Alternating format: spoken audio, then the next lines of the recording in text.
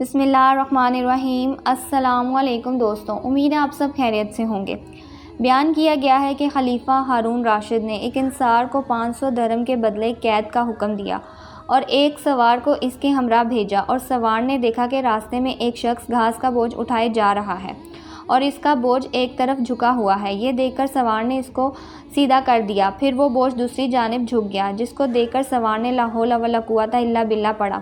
انسان نے سوار کی زبان سے یہ کلمہ سن کر اس کلمے کی بڑی عظمت یہ دیکھ کر سوار نے اس انسان سے کہا کہ جب تم اس کلمے کی اس قدر خدمت کرتے ہو اور اس کو اتنا برکت سمجھتے ہو تو اللہ تعالیٰ پر ایمان کیوں نہیں لاتے، جس کے نام کی برکت سے اس کلمے کو یہ عظمت حاصل ہوئی۔ تو انسان نے جواب دیا، میں نے اس کلمے کو آسمان کے فرشتوں سے سیکھا ہے۔ یہ سن کر سوار کو بہت تعجب ہوا اور سوار نے خلیفہ کی خدمت میں حاضر ہو کر تمام واقعہ بیان کیا۔ خلیفہ نے انصار کو بلا کر پوچھا کہ تم نے یہ کلمہ کہاں سے سیکھا ہے؟ تو اس نے ایک واقعہ بیان کیا کہ میرے چچا تھے، اس کی ایک حسین لڑکی تھی، میں نے اس سے اپنے نکاح کے لیے ایک پیغام دیا تو میرے چچا نے منظور نہ کیا اور اس کا نکاح دوسری جگہ کر دیا۔ چنانچہ شادی کی پہلی رات میں اس کے شوہر کا انتقال ہو گیا۔ میں نے پھر اس سے نکاح کی درخواست کی، مگر اب بھی اس نے میرے نکاح کی درخواست قبول نہ کی اور دوسری جگہ اس کا نکاح کر دیا۔ اس کا وہ بھی شوہر اسی طرح شادی کی پہلی رات مر گیا۔ پھر تیسرے شخص سے اس کا نکاح ہوا، اس کے ساتھ بھی یہی واقعہ پیش آیا۔ چوتھی بار پھر میں نے اپنے نکاح کا پیغام دیا تو چچا نے مجبور ہو کر اس کا نکاح مجھ سے کر دیا، کیونکہ مسلسل حادثوں کی وجہ سے اس لڑکی سے کوئی نکاح کرنے کے لیے تیار نہ ہو رہا تھا۔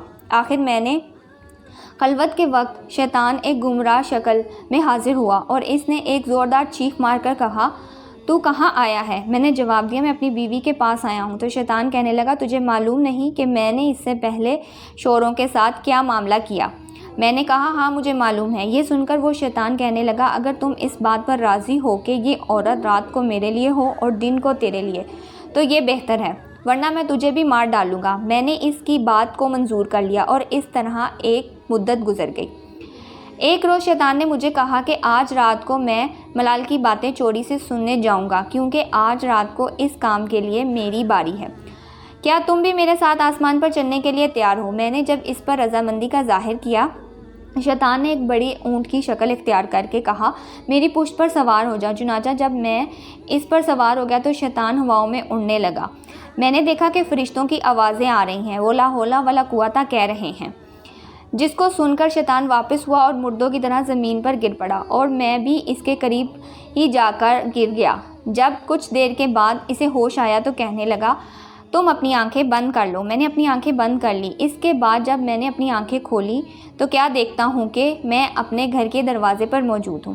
پھر جب میں اپنی بیوی کے پاس خلوت میں گیا تو میں نے کہا کہ مکان میں جہاں کہیں بھی کوئی سوراخ ہو یا روشن دان ہو اس کو بند کر دو۔ اس نے ایسا ہی کیا۔ چنانچہ جب رات کو شیطان گھر میں داخل ہوا تو میں نے دروازہ بند کر دیا اور باہر سے دروازے کی طرف منہ کر کے لا حول ولا قوت پڑھنا شروع کر دیا، جو میں نے فرشتوں سے سن کر یاد کیا تھا۔ اتنے میں میں نے ایک سخت آواز سنی، پھر دوسرا اور تیسری مرتبہ لا حول ولا قوت الا باللہ پڑھا۔